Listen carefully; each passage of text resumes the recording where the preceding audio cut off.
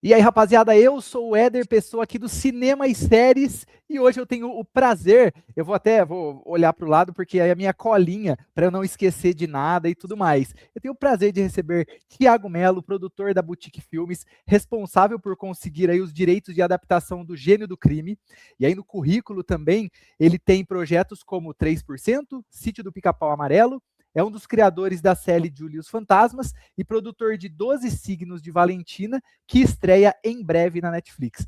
Primeiro de tudo, Thiago, eu gostaria de agradecer muito por você ter aceitado bater esse papo aqui no Cinema e Séries.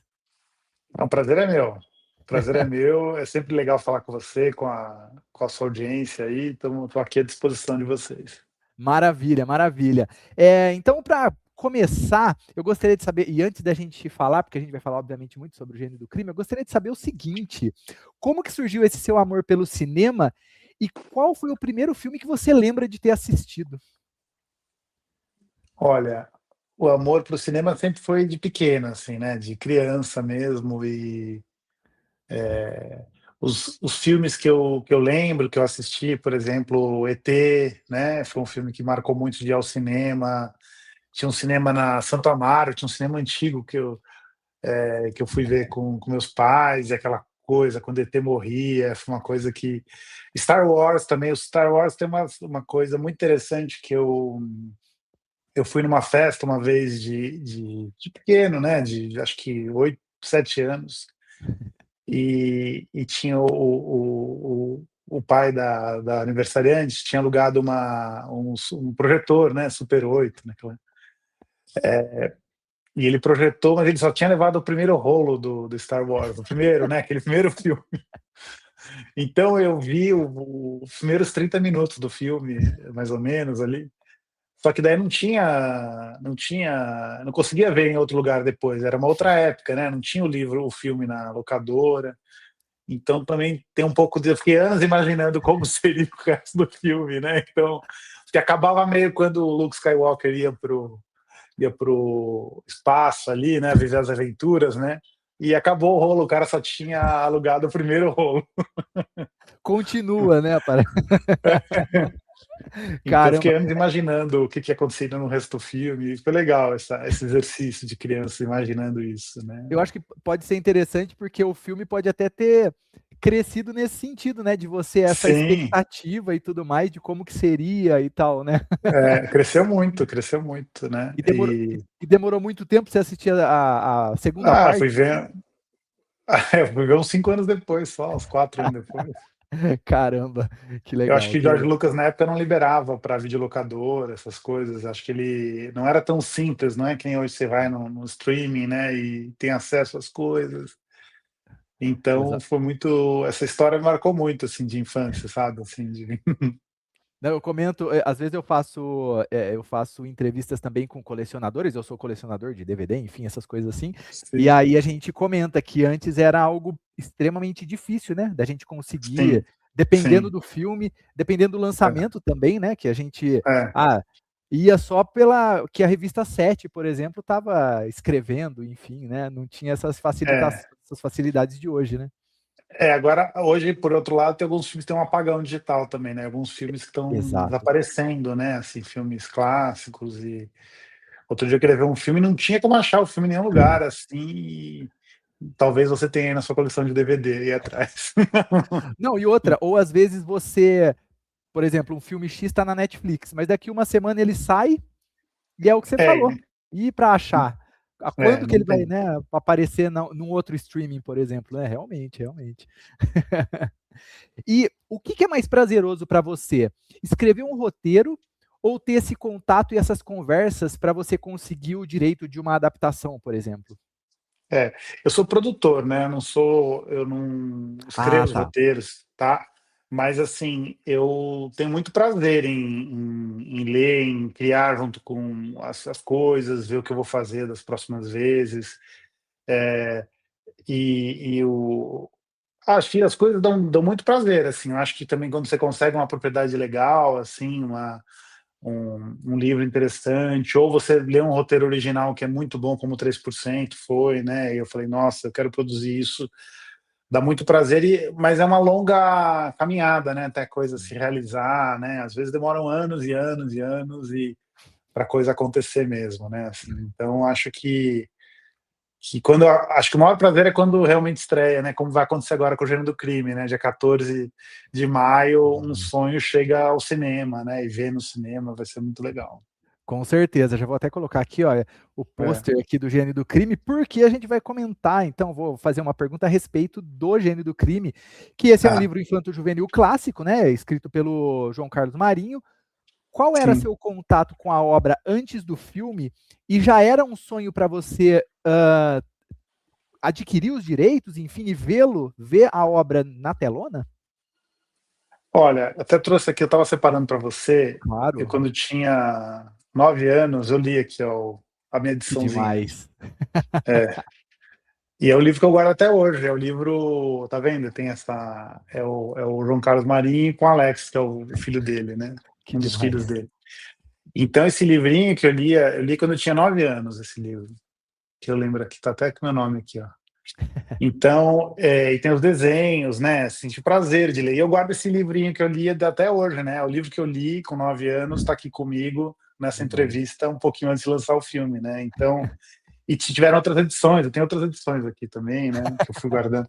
E agora tem a edição especial que está à venda nas livrarias do filme mesmo, né? Com a capa do filme, com aquele pôster, que é essa edição que vocês vão encontrar nas livrarias agora. Eu fui até a Bienal de Brasília lançar, né? Então, assim, quando eu já sou produtor faz bastante tempo, mas eu fiquei com muito essa ideia putz, seria um filme maravilhoso. Eu lembro que era um livro que me despertava muito prazer, que unia aventura com comédia, com situações limite também, né? Assim, de uma grande aventura. Então, eu sempre fui fascinado por esse livro, pela obra do autor, né? Que escreveu Sangue Fresco também, que está aqui. Sim. Então, é, e outros livros, né? Ele tem vários livros.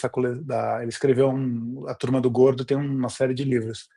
E, e daí, quando eu comecei a negociar o João Carlos Marinho já era falecido, eu comecei a negociar com os 3 filhos. E foi uma longa conversa, né? Eles também tinham que confiar em mim.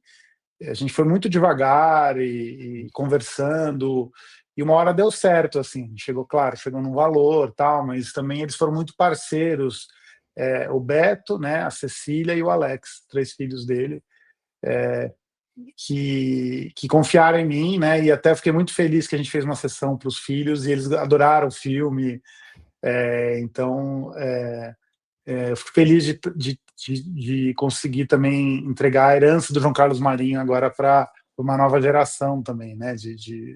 De uma audiência nova, né?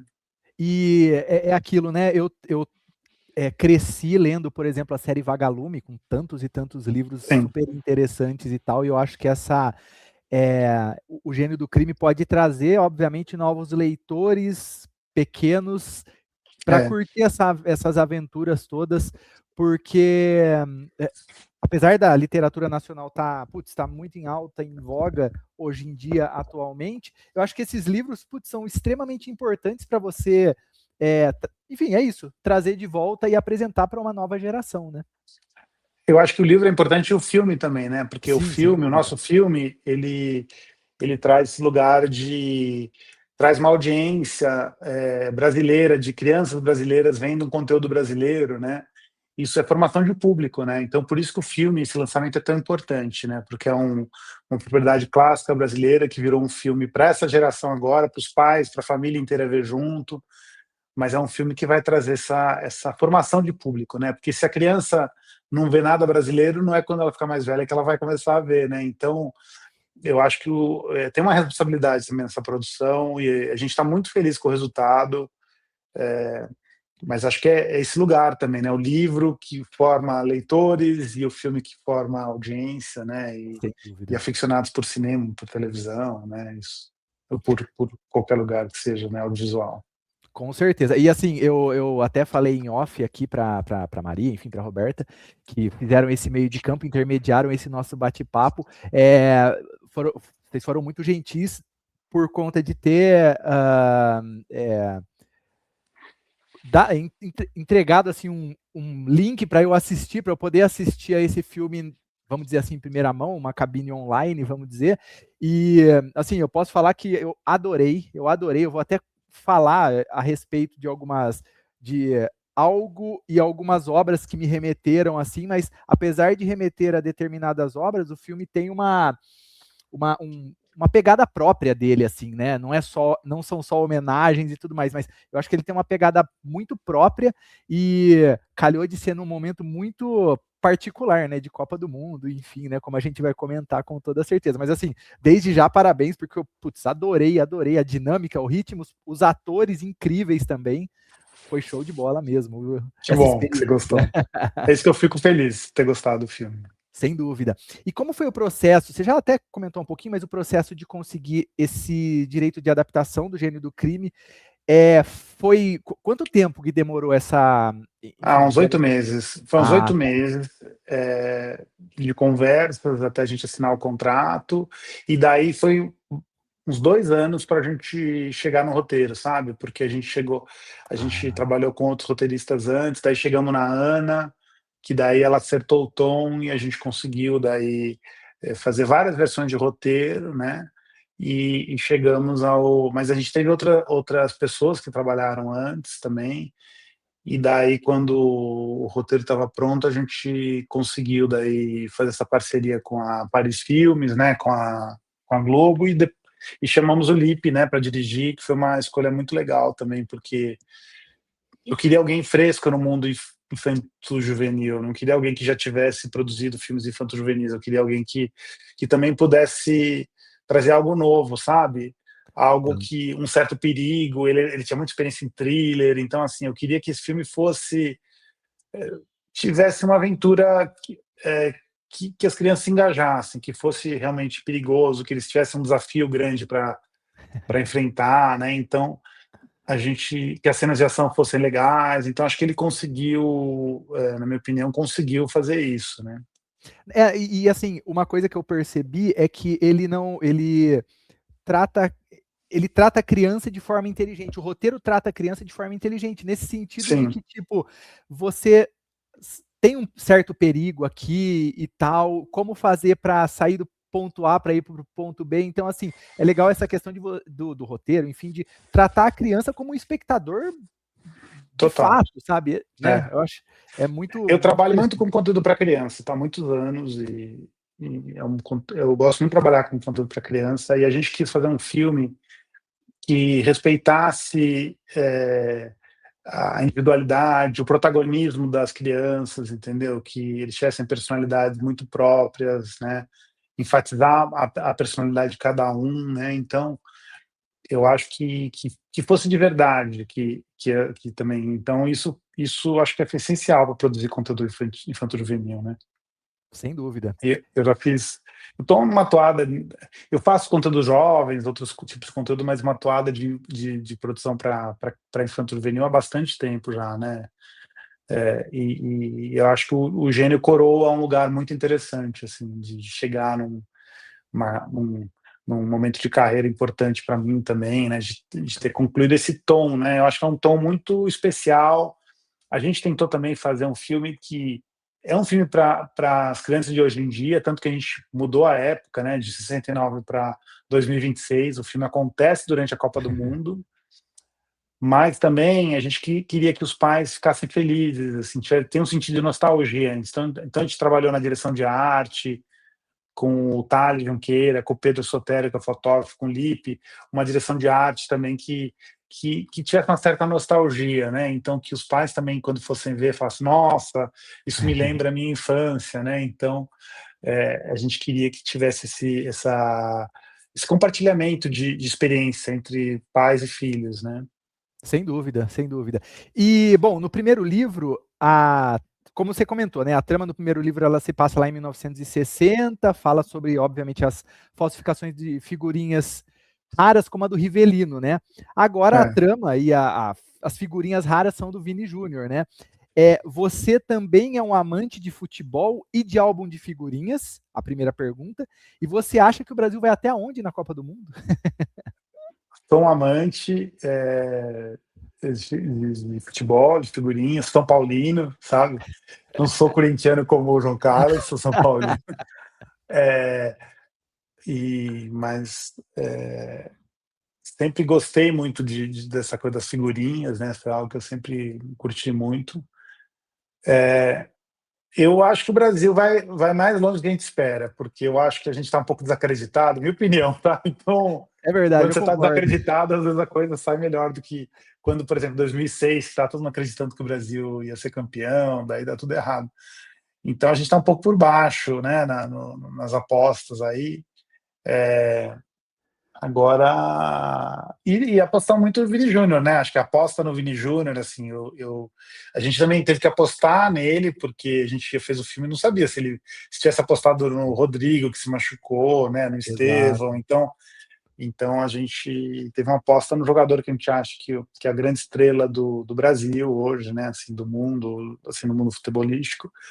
E a gente fez uma parceria com o Instituto Vini Júnior, que é um instituto muito legal que ele tem em diversos lugares, mas começou a primeira escola foi em São Gonçalo. Inclusive, a gente vai fazer uma sessão para as crianças lá do Vini Júnior no dia 7, no Rio de Janeiro.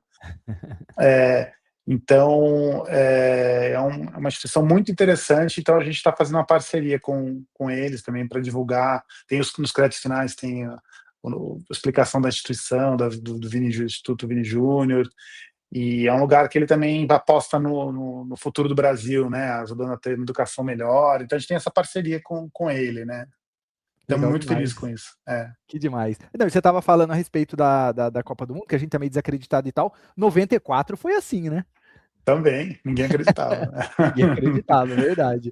É. É, o, o, o filme, como que eu já comentei, eu achei muito interessante, excelente filme, divertidíssimo. Ele tem um misto de Turma da Mônica, Os Goonies, Carmen Sandiego, enfim, Conta Comigo e Sim. tal. Como mesclar tudo isso e ainda fazer algo original sem você cair nessa cópia barata ou ficar referenciando muito os outros filmes e esquecer um pouco da originalidade do seu?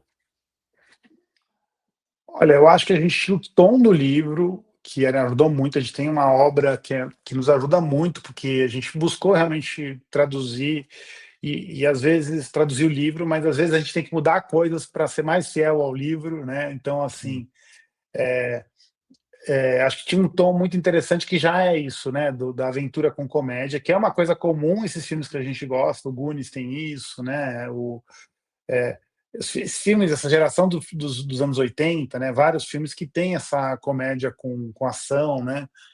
Que a gente gosta. Mas eu acho que esse filme ele tem uma coisa que é o futebol, que a gente é apaixonado por futebol, né? Então não tem nenhum outro filme americano, né? A gente tem o Vini Júnior, a figurinha, a coisa de trocar figurinhas, que é uma coisa do brasileiro, né? Que as crianças brasileiras fazem, não é todo. Tem em outros lugares, mas a paixão do futebol, das figurinhas, é do Brasil, né?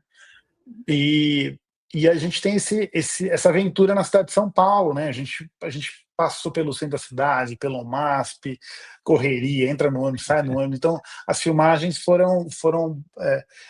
o público vai conhecer a cidade de São Paulo também, né? Essa aventura se passa aqui na cidade, como é o livro original, né? Então, acho que a gente tinha todos os elementos, assim, uma aventura na cidade de São Paulo.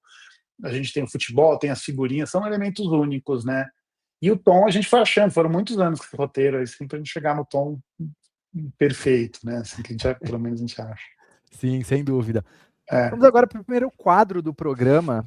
Deixa eu colocar tá, aqui, é boa, que é em uma palavra, e aí eu vou, enfim, vou falar uma frase e aí você complementa com uma palavra, ou se não com uma tá, frase também, não tem problema nenhum, tá? tá, Vamos tá. lá.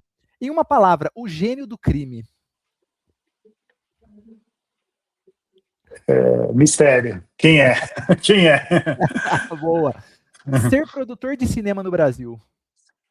É ser persistente. Persistência. Em uma Resiliência. boa. Em uma palavra, o cinema nacional. Cinema é maravilhoso. A gente está num momento maravilhoso do cinema e a gente precisa cada vez mais ter filmes que atinjam público e que as pessoas se apaixonem, como foi o Agente Secreta, Estou Aqui, né? Esse momento é muito bom. Sem dúvida. A seleção brasileira atualmente. Vamos, joga bonito, vamos lá, vamos jogar, né? Jogar. E por fim, o streaming.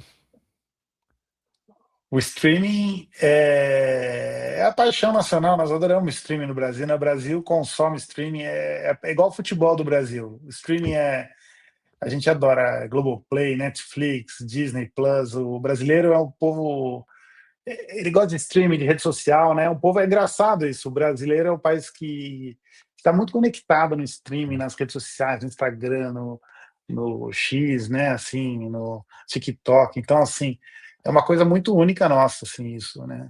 Tanto que a gente é um dos maiores mercados para várias dessas plataformas, se não, né, o segundo mercado, o terceiro, né? Então, o Brasil é uma potência no mundo. Verdade, com certeza. É, Bom, aí acabou esse primeiro quadro. E aí a questão é a seguinte agora, você também participou da escolha dos atores, de alguma forma, que sim. interpretam, né, no filme, interpretam a Turma do Gordo. Poderia nos contar um pouco de como que foi esse processo? São processos diferentes, né? Porque as crianças, a gente tem que testar muitas crianças. São, a gente testou, acho que mais de 100 crianças, assim, de testes, até achar nossa turma e também acertar a idade deles, as relações deles, que eu acho que é uma coisa que funciona no filme, né? Porque o personagem do João precisava, a Berenice precisava ser um pouquinho mais, parecer um pouquinho mais velha, sabe? Assim, a gente tinha o Pituca, então tem esses combos, essas relações entre as crianças, que é de testar mesmo, né? A gente testar. E os atores adultos, a gente convidou os principais, né? Então, o Ailton Graça para fazer o seu Tomé, a gente achou que é um ator fantástico, né? E agora está fazendo muito sucesso, né? Com o Pablo Luizão, né? Assim, é uma coisa que o brasileiro ama, né? Ele tem um jeito de fazer comédia, é um paizão, né? Um avôzão, né? No caso, assim. A gente convidou também o Veras, né? Para fazer o Mr. Mistério Sim. e o DG para fazer o professor Kaique, que é um professor legal, tal, que a gente botou na escola ali. Demais, que demais. E é interessante porque é isso, né? Todos eles casaram perfeitamente com cada um dos personagens. Pô, é divertidíssimo A mesmo. Vanessa, a Vanessa que fez a nossa produtora de cast desse filme, tá? Ah, legal. E é interessante porque eu Citar senti ela, né? que o tanto que o pessoal parece que se divertiu também ao longo né? Deve ter se divertido ao longo dessas gravações. É, transpassa isso na tela com toda certeza. Sim, total. E como que foi trabalhar? Você já comentou, na verdade, um pouco como foi trabalhar com o diretor, o Lipe Binder, e a É, roteirista, né, a Ana Ana Heber. Heber. Os dois foram E, maravilhosos. e eles sempre foram os primeiros nomes desde o início do projeto? Não, não. Eu passei com outros roteiristas antes, daí a Ana que acertou o roteiro, e quando a Ah, gente já tinha o projeto fechado, eu já estava assim com todos os financiamentos, tal, e a gente começou a pesquisar, comecei a pesquisar diretores, e daí eu convidei o Lip Binder para fazer o filme, né? Mas passaram outros nomes na cabeça antes, né? Mas eu achei que foi muito legal trabalhar com ele. Eu sou muito grato por ter passado esse tempo com ele, aprendido coisas com ele. Ele é um cara muito sensível, muito generoso, sabe? Um cara muito espetacular, é um grande diretor, né? e na questão, você acha que, por exemplo, porque obviamente deve ser um pouco diferente de você, eu sei que você não é o diretor, mas assim, de dirigir crianças e dirigir adultos. Eu acho que tem Sim, essa questão também de você ter um diretor que precise lidar com enfim, sim. com essas duas linguagens, vamos dizer assim, né? E unificar as coisas, né? Porque tinha Sim. esse desafio do Mister Mistério, essa relação Mister Mistério com o João, né? O nosso personagem. Então eles precisavam estar brilhando os dois. Acho que o filme está muito nessa química entre os dois ali, né? Quem vai achar o gênero do crime primeiro, né? Esse desafio dos dois, que um é um detetive profissional e outro é uma criança que se acha um detetive profissional. Então, nessa luta dos dois, a gente teve uma preparação muito legal da Bia Morelli, que fez a preparação das crianças, né? E do elenco também, mas muito focada nas crianças. Mas eu acho que a gente tinha que equalizar, né? Parecia que eles eram amigos mesmo, e equalizar o tipo de atuação com os atores adultos. Então isso foi muito importante, assim. A gente teve um processo, acho bastante importante, de preparação de elenco nesse projeto. Demais. E aí você tem alguma história de bastidores que você poderia compartilhar com a gente? Tem muitos bastidores, assim, né, da gente a gente filmou as cenas de acampamento, foram muito legais, assim, filmar nas noturnas, eh, finais de tarde, noite ali, né. E tem uma cena que eles juntam os amigos e fazem lá um rompimento de cuspe, assim, né, essa cena foi muito legal, os atores ficaram com muito nojo de fazer, assim, foi difícil fazer essa cena, né. Essa foi uma coisa assim, e a gente já tinha aliviado bastante, era tudo cênico, mas só o fato de cuspir na mão já. Sim. É, a gente também teve, eu acho que uma coisa, um destaque bem grande do filme a gráfica do Estadão, Estado de São Paulo, jornal, né, Estado de São Paulo, que a gente fez, assim, foi o que a gente fez, foi pegar a fábrica do Estadão, né, para essa nossa fábrica do filme, a gente trocou em computação gráfica o que é o Estadão, virou o álbum de figurinhas, né, e as figurinhas, né, então funcionou muito bem, porque é uma fábrica meio vintage, assim, né, meio assim, então acho que deu exatamente o que a gente precisava para o filme, e a gente precisava de uma fábrica que fosse muito interessante, né, muito interessante para o público, né, assim, ver, né, então acho que foi um destaque dessas, e até que a gente chegou aí em fábrica de figurinhas, mas não eram tão legais como a fábrica do Estadão, então a gente acabou trocando de locação, em vez de uma fábrica de figurinhas, a gente fez uma fábrica de jornal, né, mas porque era Demais. mais grandiosa, era mais interessante, né. E eu acho que até aí também tem uma questão, como a gente estava conversando, de o filme dialogar tanto com as crianças quanto com os adultos e tudo mais, e tem muitos momentos que é meio atemporal, né? Você, obviamente, pode Sim. estar em 2026, como você pode estar lá na década de 1960 também, como é o caso É, propriamente dessa fábrica de figurinhas, por exemplo, né? É muito legal exatamente. isso. É uma fábrica bem antiga e acho que deu esse valor, né, Sim, sem dúvida, sem dúvida. Depois do sucesso de 3%, né, sua visão sobre o mercado audiovisual mudou e isso impactou a escolhas como esse projeto? Eu acho que todo projeto tem que ser urgente, né? Isso foi mudando, assim, de ter uma razão de existir, né? De ser importante para o público. O 3% ele falava de meritocracia, falava de algo importante na discussão brasileira naquele momento. Então, acho que a gente tem que fazer projetos que sejam importantes para as pessoas, né? Que tenham um sentido para as pessoas.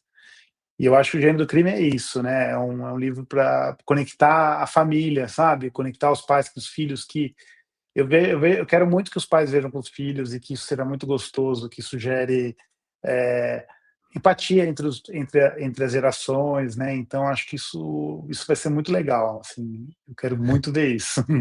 Que demais. E só aqui, enquanto você estava falando, enfim, eu fiquei pensando e nem está no roteiro, mas é, a questão das locações, ela foi muito difícil de a escolha das locações assim? Como foi esse processo?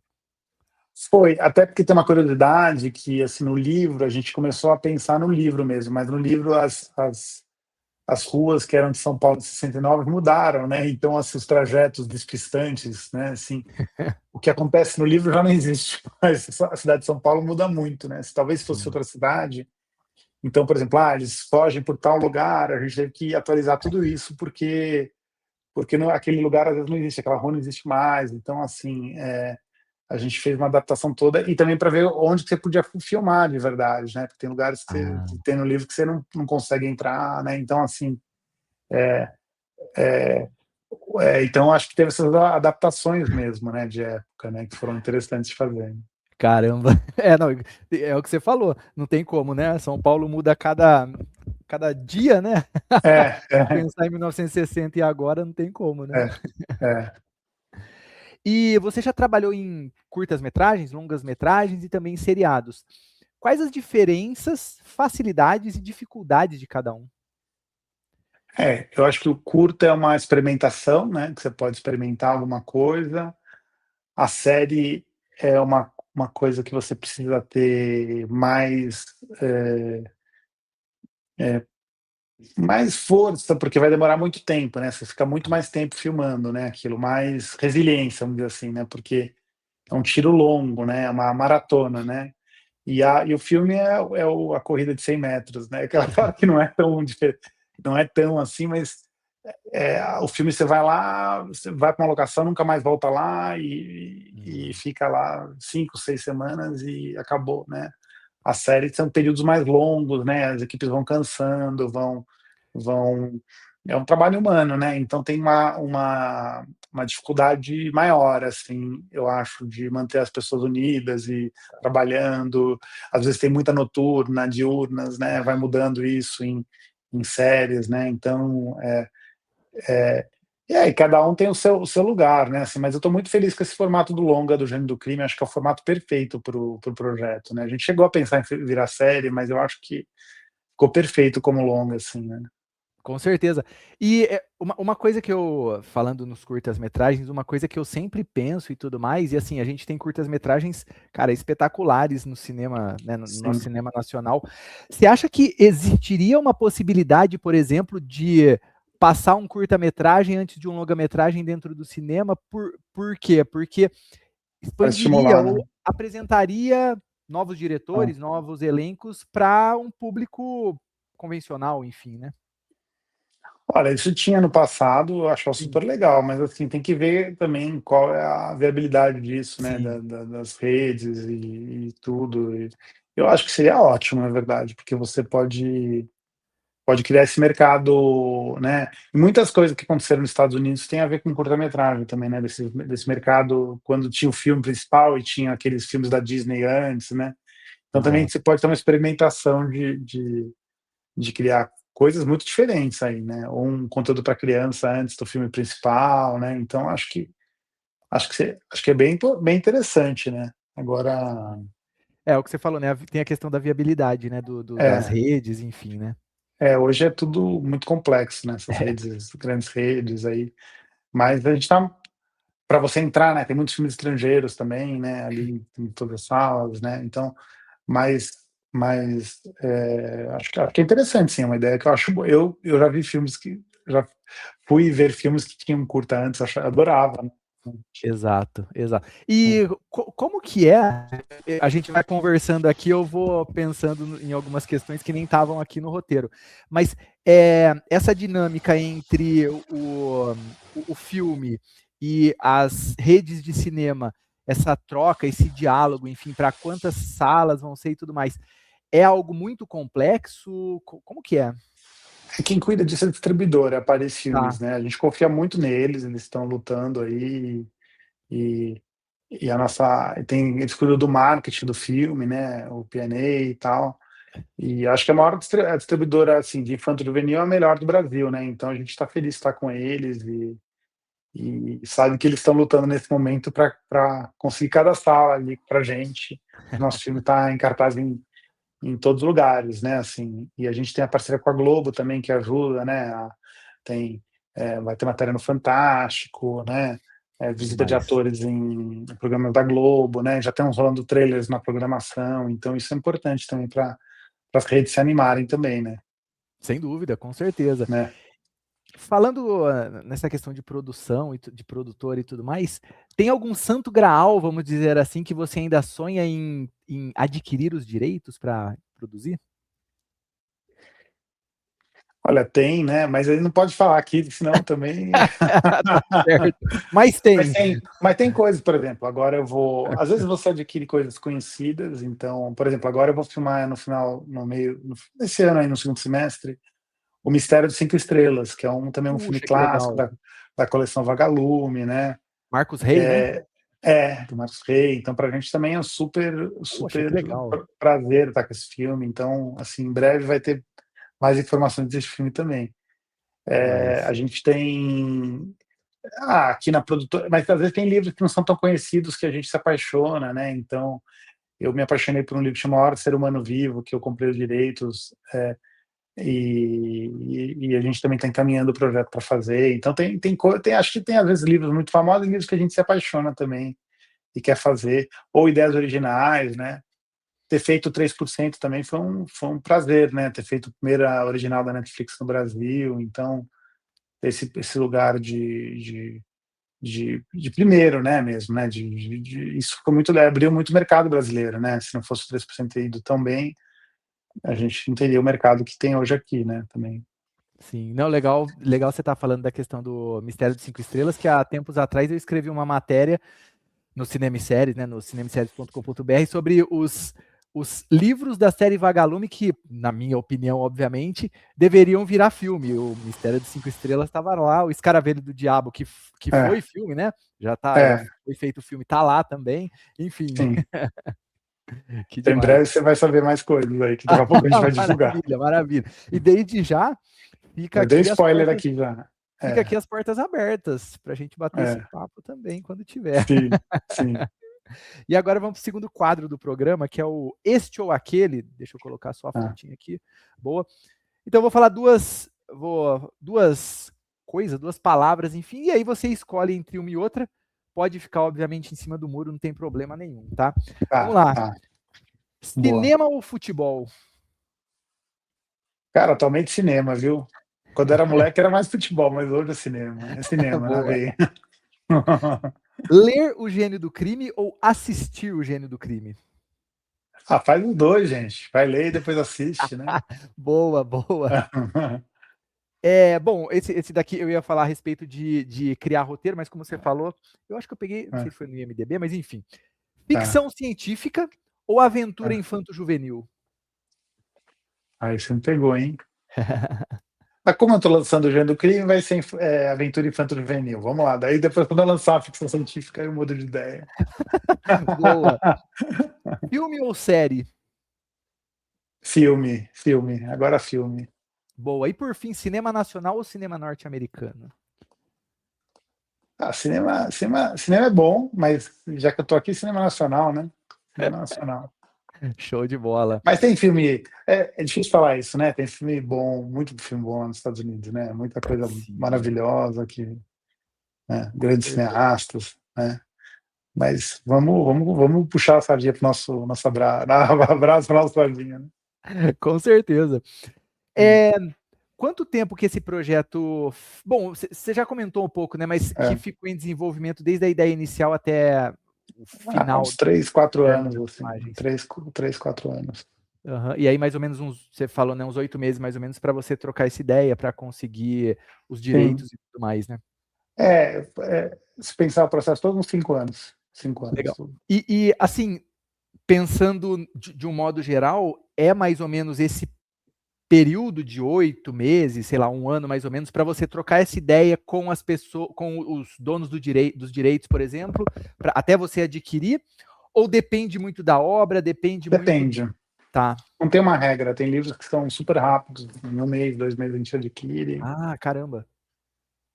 Você fala, nossa, quero fazer. Tem coisas que eu estou negociando agora que começaram há 10 dias e já está fechando, entendeu? Então, depende um pouco também da obra.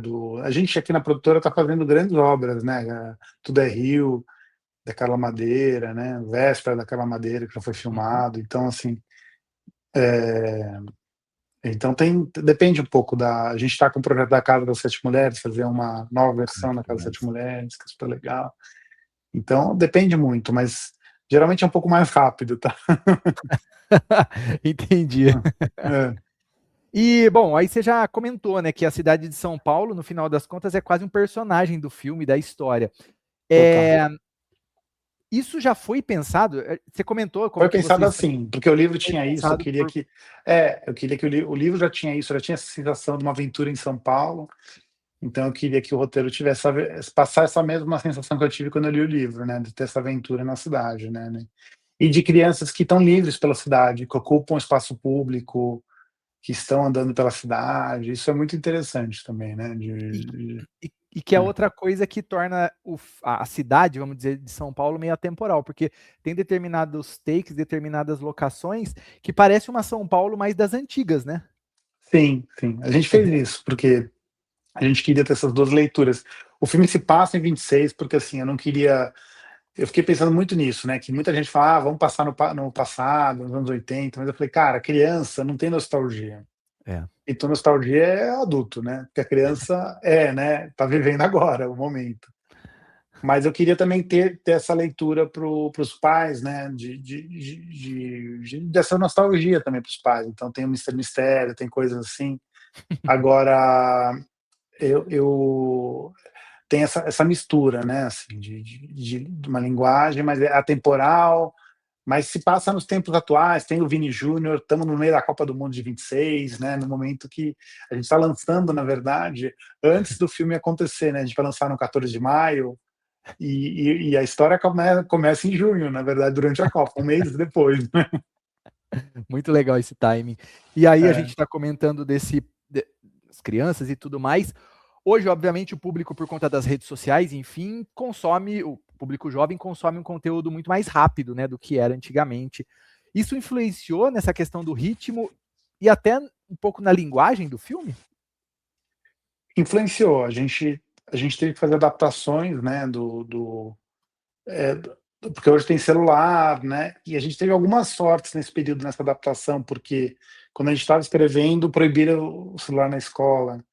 Então foi muito bom, porque ajudou a gente né, nos momentos de escola não ter celular, né? Então foi muito importante. As coisas vão ajudando o roteirista, o criador. A gente estava com um monte de problema com isso, porque o mistério pode ser resolvido facilmente fazendo né, quem que é o gênio do crime? De repente uma IA poderia fazer isso, mas a gente queria que a coisa fosse um mistério de ir aos lugares, de fazer pesquisas presenciais, né? Então acho que foi, e a gente acha que tem esse prazer tátil, o prazer das coisas acontecerem, né? De viver a vida, não ficar só num celular, né? Então, o Gênio do Crime é um livro que propõe, um filme que propõe a gente viver a nossa vida, que as crianças vivam a vida, que as crianças sejam felizes, tenham prazer pela paixão, tem paixão, como o João tem essa paixão pela aventura, por ser Sim. detetive, né? Assim, as paixões das crianças têm que ser estimuladas né, e, e, e, e embaladas, né, para que elas cresçam, que sejam Claro. depois adultos apaixonados, né, por algo. Sim, com certeza. Não, às vezes eu fico pensando aqui, assim, pode até ser um pouco de questão nostálgica e tudo mais, mas eu acho que esse equilíbrio é muito importante, porque às vezes você vê, óbvio, hoje em dia muito menos crianças nas ruas por conta de, enfim, N motivos também, né? Não só redes sociais. Mas eu acho que é importante você ter esse equilíbrio mesmo, né? De você Sim. não só usar o celular, que é excelente, importante, fundamental, mas você também ir brincar na rua, enfim, né? Que Sim, forma colecionar caráter também, né? figurinhas. Colecionar figurinha, trocar, Exato. jogar o bafo, né? Tem tudo isso no filme, entendeu? Sim, é E que verdade. eles colecionam figurinha, eles jogam bafo, eles jogam futebol, eles saem por São Paulo buscando aventuras, né? Então eles acampam no meio da cidade, né? No terreno lá. Então tem todo esse prazer, né? De viver a vida, né? Acho que esse filme é um convite a viver a vida, é um convite para que as crianças vivam, sejam felizes e é perigoso viver a vida também, né? Então tem esse lugar também desse perigo, né? Mas no fim vai dar tudo certo. Espero que dê tudo certo. Sem dúvida. E aí, você comentou a respeito que vocês vão fazer uma exibição lá no espaço lá do Instituto Vini Vê. Júnior e tudo mais, no É. Instituto do Vini Júnior. Talvez depois do cinema, por exemplo, existe esse foco em também vocês apresentarem escolas, enfim? A gente tem agora.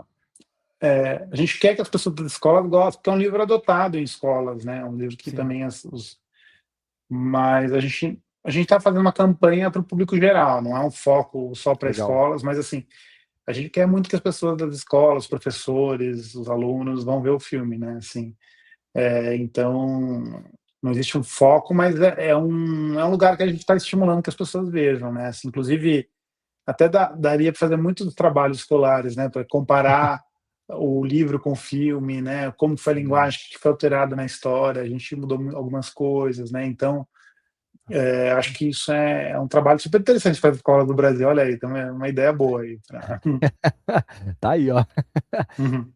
E como que você enxerga o posicionamento hoje da Boutique Filmes dentro do audiovisual brasileiro? A gente quer fazer projetos que mudem, que façam avançar, que mudem as coisas, que apresentem coisas novas para as pessoas. Então a gente é apaixonado por ideias aqui, por histórias, né? E a gente tenta fazer isso da melhor forma possível, usando pessoas legais, né? Criando bons ambientes nas filmagens também, acho que é uma coisa muito importante, né? Investindo em diversidade para o audiovisual também. Então a gente fez uma série com a Disney recentemente, chama Passinho, não estreou ainda, chama Passinho, o Ritmo dos Sonhos, que é uma série que a gente teve 100% do elenco negro, todos os chefes de equipe negros, então assim, 70% da equipe negra, então assim, foi uma série super legal também que a gente implementou. A gente fez diversos projetos, então assim, a gente acredita também que os projetos têm que ser muito legais e o processo tem que ser muito bom, a gente hoje tem equipe de recursos humanos nas produções, né, de RH, para que seja um bom processo para todos envolvidos nas produções, né, que ninguém sofra muito com isso, Claro. né. É. Com certeza. E aí, com tantas plataformas de streaming disputando a atenção, o cinema ainda tem força para eventos como esse do Gênero do Crime, por exemplo?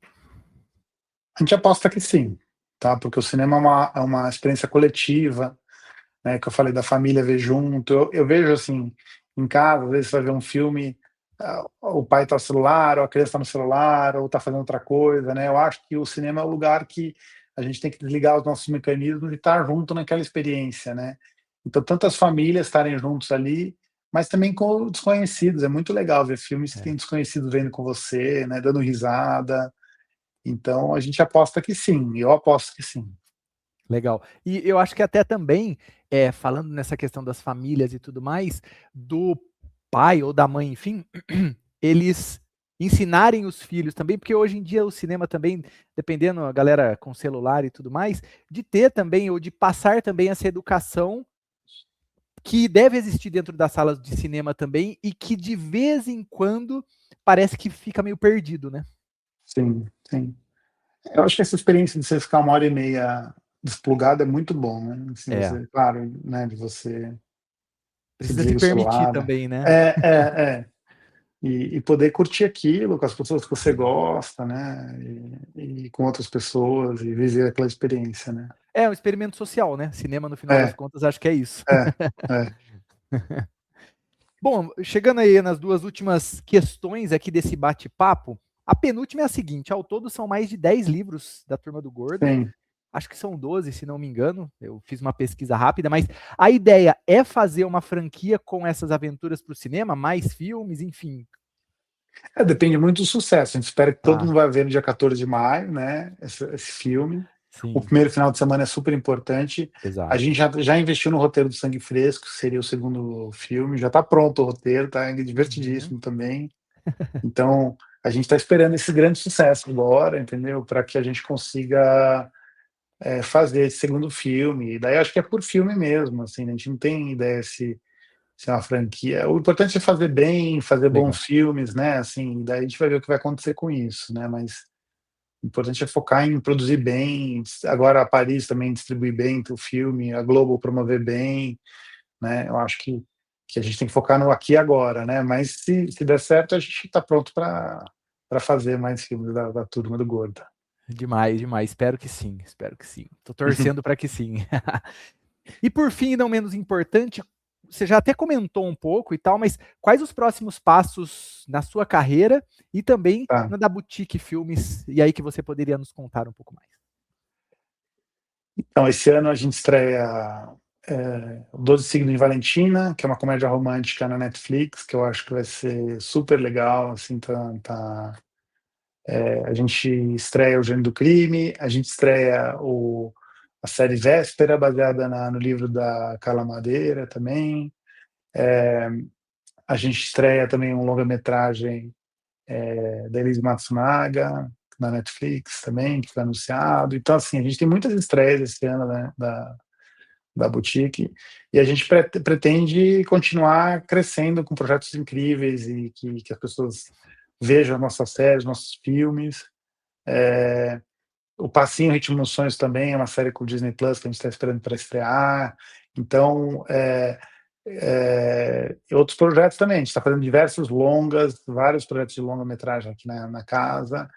está buscando ideias também, projetos no mercado, então, assim, tentando estar nos eventos para receber roteiros novos, lendo livros, todo tempo lendo projetos para ver se a gente consegue achar projetos cada vez mais legais para produzir aqui para a turma toda. Então você deve ler pra caramba, então. Leio, estou sempre lendo coisas. Que demais. Tiago, eu gostaria de agradecer. Eu vou até colocar aqui de novo, por favor, o pôster aqui do Gênio do Crime. Eu gostaria de agradecer demais esse bate-papo. Como eu comentei com você, as portas estão abertas aí, não só, né, óbvio, esse foi o nosso primeiro bate-papo, mas para os próximos aí, para a gente trocar essa ideia de fato. O Cinema e Série está com as portas abertas aí. E eu quero agradecer demais e parabenizar novamente pelo filme. Muito obrigado. Foi um prazer estar com você aqui, Éder.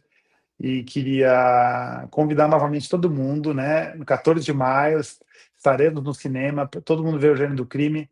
Convidem as pessoas, vão com a família inteira.